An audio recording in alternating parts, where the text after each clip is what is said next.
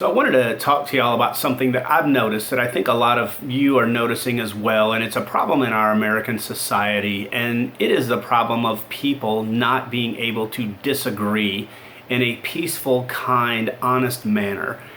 I think this is a problem that seems to be getting worse, and I want to throw a scenario out, and it'll give you immediately an idea of what I'm talking about. Say that two people are having a discussion about a topic. It could be major, it could be minor, but for the sake of argument, I'm going to use climate change. So say that one person says, I believe in it. I think that climate change is proven overwhelmingly by the overwhelming amount of scientists who have done facts and studies that show that mankind is, at least in part, causing the warming of our global atmosphere, the rising of sea levels, the more frequent violent weather events we're having, from hurricanes to droughts and such. And say that the other person immediately says, you're an idiot. You are so stupid and gullible to believe that. That's an agenda that's put out there by climate scientists and liberals to bilk us all out of billions and inconvenience us, and it's just a total waste of time. So the first person is immediately kind of set back on their heels, because it's amazing how instead of logically and rationally trying to reply to that opinion, they just replied with insults. And it's a pretty bad way to go about having a discussion. So the first person has to take a deep breath and say that they calmly reply with something like this.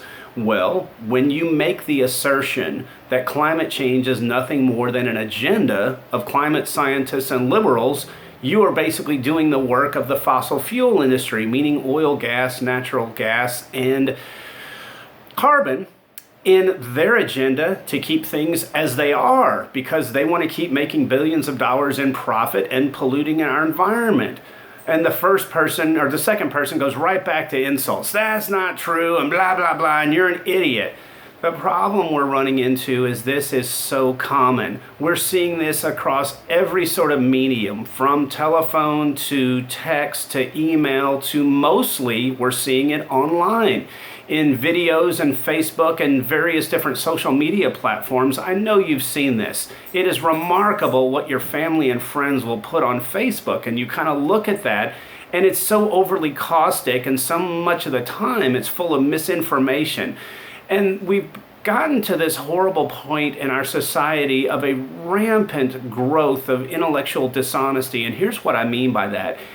If someone is wrong and you can show them their wrongs with facts and logic and science, and they double down on claiming they're right and they insult your facts and your logic and your science, we have pretty much a complete breakdown of discourse and any kind of intellectual honesty. And this is becoming so incredibly rampant. We have so many people who seem to get their entire identity tied up in being right. They see it as a sign of weakness to be wrong about anything, and they don't accept the reality that none of us are perfect. We all have something we can learn from others who think differently than we do. I can admit it can be among the hardest things you will ever do as a human to try to look at why someone who disagrees with you thinks the way they do, and to say, I can see why you think that. I still disagree with you, but here's the thing that's amazing. You may still get insulted for saying simply that you disagree with them after you understand why they think it.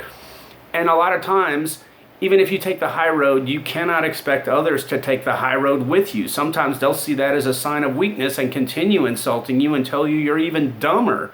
And it's remarkable how easy it is to get sucked into this rabbit hole, because so many people are unnecessarily confrontational. They're seeking a negative discourse and a negative outcome. They're going to try and bully you. They're going to use emotional pleas. They're going to use every kind of fallacy in arguing that they can to try to get you off of your base, get you off your comfort level, to dismantle what you're saying with a lot of misinformation and lies and emotional pleas.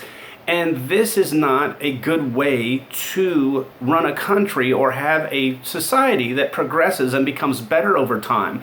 What's sad is what this kind of intellectual dishonesty and inability to disagree peacefully pushes out is a further polarization between the liberals and the conservatives, between the very rich and mostly the middle class and poor, between political parties. Political pundits and politicians use this greatly to their advantage, and there's become a great coarsening of the culture. We are moving away from the era of mankind when we had great orators who are able to inspire us with what they're saying. If you look back in the history of mankind, we had these amazing statesmen, everyone from Plato to Socrates to Spinoza to Thomas Paine, Martin Luther King Jr., Ben Franklin, Thomas Jefferson, Washington, Winston Churchill. It's amazing how so many of these men were able to put out there a better idea of how we should think, how should we conduct ourselves, what kind of society we want. Those men were not without their faults. I certainly agree, and I think they would agree to that. But we've got to get to a point where we are moving forward in a more positive direction. So what I'm asking from you, and this is a reminder to myself, to be better, to take a deep breath when someone insults you or verbally accosts or attacks you. Try to take a deep breath. Try to not respond in kind. That is so difficult to do because we get so wrapped up in our identity of who we are. And we see this as someone who basically is attacking our very identity as opposed to someone who's just smarting off or trying to get a rise out of us. Try to get a little bit better about this if you can. I hope that all of my family and friends have a great day. If y'all need anything, you know to reach out to me, especially if you need somebody to go fishing with or you're having a barbecue and you need somebody to come eat an extra plate or two.